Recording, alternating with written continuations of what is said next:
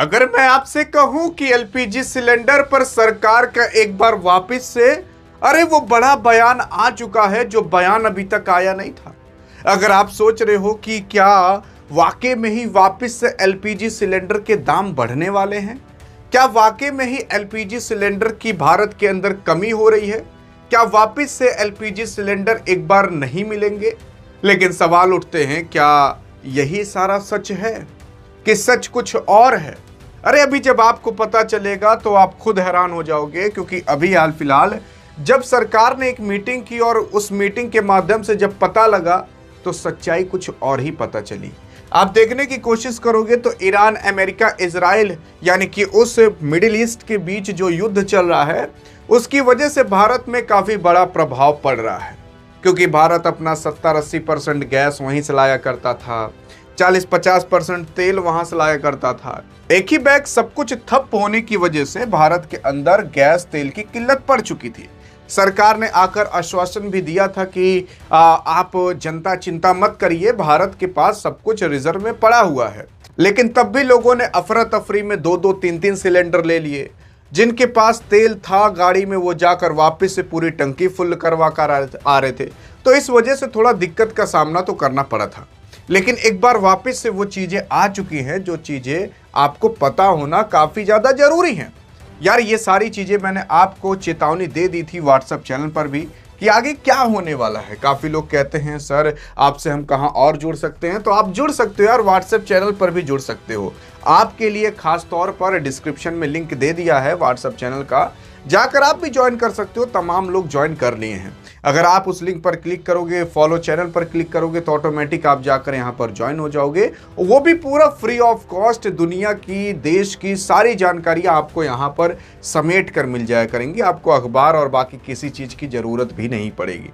लेकिन आते हैं बैक टू द टॉपिक, आपके सिलेंडर पर। सिलेंडर पर हम नहीं बल्कि पेट्रोलियम एवं जो प्राकृतिक गैस मंत्रालय के संयुक्त सचिव हैं, कोई और नहीं बल्कि सुजाता शर्मा, इन्होंने बताया है। इन्होंने कहा है कि भारत सरकार ने अब जो बड़ी बड़ी भारत की तेल कंपनियां हैं उनको कह दिया है कि कम से कम 30 दिन का एलपीजी स्टॉक आप लोग रखो। अगर मान लेते हैं कि 30 दिन तक भारत में एलपीजी ना आ पाए तब भी भारत 30 दिन तक आराम से अपनी व्यवस्था करे रहे कि जो स्टॉक पड़ा हुआ है, जो भंडार पड़ा हुआ है, उसी से ही भारत चल जाएगा।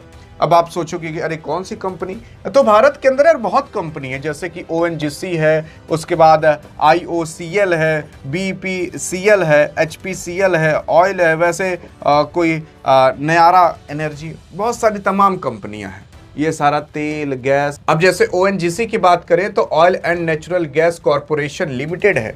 अगर बात करें तो ये भारत की सबसे बड़ी कच्चा तेल प्राकृतिक गैस उत्पादक कंपनी है। तो इसको ऑर्डर दे दिया जा चुका है। ऐसी 3 कंपनियों को और ऑर्डर दिया गया है कि आप लोग एक काम करो कि कम से कम 30 दिन का एलपीजी स्टॉक बनाकर रखो।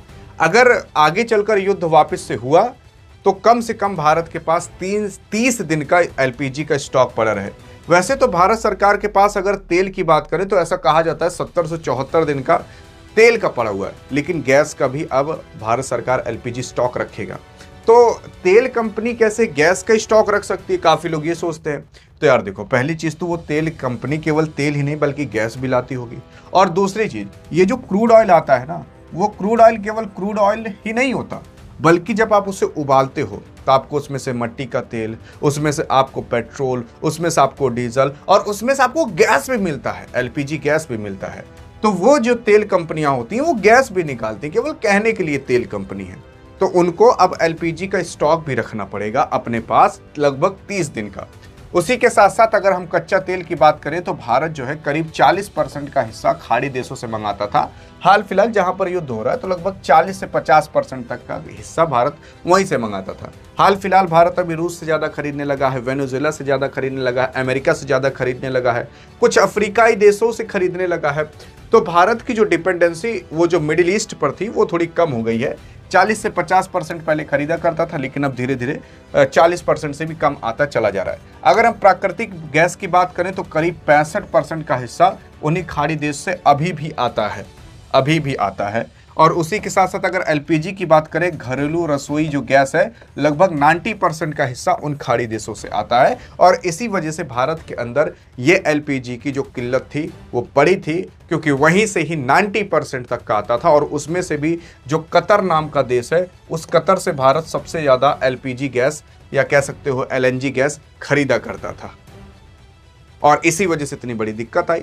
तो अब कहा गया है वो जो तेल कंपनियां हैं वो लोग 30 दिन का स्टॉक बनाकर रखेंगी, और अगर कोई आपदा आ जाती है तो उस टाइम भी भारत ताकि खड़ा रह सके 30-40 दिन तक, क्योंकि नॉर्मली जो युद्ध चलता है वो 30-40 दिन तक चलता है और उसके बाद थोड़ी देर सुस्ताता है। अब देखो ईरान अमेरिका का युद्ध थोड़ा सुस्ता रहा है। यहाँ पर देखोगे पेट्रोलियम और जो प्राकृतिक गैस मंत्रालय संयुक्त सचिव सुजाता शर्मा है, उन्होंने एग्जैक्ट क्या बोला मैं आपको पढ़कर बता देता हूँ। उन्होंने कहा कि देश में पेट्रोल डीजल का पर्याप्त स्टॉक मौजूद है, इसलिए लोगों को घबराने की बिल्कुल भी जरूरत नहीं है।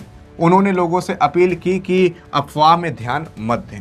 उसी के साथ साथ पर्याप्त स्टॉक की बात करें तो सभी रिफाइनरी कंपनी अपनी पूरी क्षमता का काम कर रही हैं, क्षमता से काम कर रहे हैं। देश के किसी भी पेट्रोल पंप ईंधन में कोई कमी नहीं है, मतलब किसी भी पेट्रोल पंप के पास कमी नहीं है। आप कहोगे अरे कैसे करो कमी नहीं है, अभी तक तो कमी थी, हम जा रहे थे कोई पेट्रोल पंप बंद था। तो अफवाह की वजह से यार जिसको 1 लीटर की जरूरत थी ना, वो भी 10 लीटर भरवा कर जा रहा था, तो उस पेट्रोल पंप पर तेल तो कम पड़ जाएगा। लेकिन भारत के अंदर तेल की कमी नहीं हुई है। तो तो वो जो कंपनी थी, वो जो पेट्रोल पंप था, वो जैसे मान लेते हैं अगर आप यूपी में हो, बिहार में हो, दिल्ली में हो, तो वो लोग तेल मुंबई से मंगाते हैं, गुजरात से मंगाते हैं, क्योंकि बाहर से उन्हीं के ही पोर्ट, उन्हीं के बंदरगाह पर आकर रुकता है। तो यूपी बिहार वाला जो पेट्रोल पंप है ना, वो लोग मंगाते तेल कहीं और से नहीं बल्कि बहुत दूर से है, गुजरात से। तो वहां से आने में टाइम लगता है यूपी बिहार दिल्ली तक। तो इस वजह से उस पेट्रोल पंप पर कमी पड़ी होगी। क्यों कमी पड़ी होगी? क्योंकि वहां से मंगाने में टाइम तो लगेगा ना। यहां पर कमी पड़ी है, वहां पर कमी नहीं पड़ी है, तो वहां से तेल आ रहा था। फिर उसी के साथ साथ अगर सरकारी सब्सिडी की बात करें तो आम जनता को जो अभी बढ़ती हुई कीमत है उससे बचाने के लिए केंद्र सरकार ने पेट्रोल डीजल पर जो उत्पाद शुल्क लगता था, यानी कि एक्साइज ड्यूटी लगती थी, प्रति लीटर 10 रुपए की कमी कर दी है, कटौती कर दी है। उसी के साथ साथ तेल कंपनियों का घाटा की बात करें तो सुजाता शर्मा ने बताया कि सरकार के द्वारा कीमत में अभी अस्थायी रखने के लिए, इसके बावजूद तेल की कंपनियां हर दिन लगभग 600 करोड़ का नुकसान सह रही हैं, केवल आम जनता के लिए, ताकि आम जनता में अफरा तफरी ना मचे। और भारत के अंदर अगर आप देख रहे हो तेल की कीमत बढ़ रही है तो लोग सरकार को गरिया रहे हैं। यार मुझे समझ नहीं आता कि इसमें सरकार की क्या गलती। अरे जब युद्ध हो रहा है अमेरिका, इजराइल और ईरान से, वहां से तेल आना बंद हो गया, तो इसमें सरकार क्या करे? अब मैं यहां सरकार को बचा नहीं रहा हूं, लेकिन आप बताओ क्या करे? जितना कर पा रही है कर रही है। अब जब वहां से तेल आता था, अब केवल भारत ही नहीं, अब भारत के अंदर अगर आप देखोगे तो सबसे कम अभी तक तेल गैस के दाम बढ़ाए गए हैं। पाकिस्तानवा होते तो भाई साहब मुझे तो लगता है पागल हो गए होते। पाकिस्तानवा तो मार दें एकदम 200 लीटर, 150 लीटर। अमेरिका में 50% तक की कीमत बढ़ गई। अगर 100 रुपये लीटर मिलता तो 150 रुपये, 200 रुपये लीटर मिल रहा है। वियतनाम में तो कम से कम 60-70% बढ़ गया। इतना तेल बढ़ गया है। केवल भारत में ही है कि 100 से 110 तक जाते जाते नरक हो गया है। हाँ, बाकी बात सही है कि क्या पता आगे चलकर तेल का दाम बढ़ सकता है, लेकिन अभी जिस हिसाब से भारत ने कंट्रोल में रखा है इतनी बड़ी आबादी को, वो काबिले तारीफ है। क्योंकि आप खुद सोचो, अमेरिका 30-40 करोड़ का देश है, भारत 130-40 करोड़ का देश है, 4 से 5 गुना जनसंख्या है। इतनी बड़ी जनसंख्या को कंट्रोल में करना और उतनी बड़ी जनसंख्या को कंट्रोल में करना, जमीन आसमान का अंतर होता है। बाकी आपको क्या लगता है कि भारत इसी तरीके से आगे बढ़ेगा कि नहीं बढ़ेगा? देखते हैं आपका क्या कहना है। अधिक जानकारी चाहिए तो इस वीडियो में मिलते हैं, तब तक के लिए जय हिंद, जय भारत।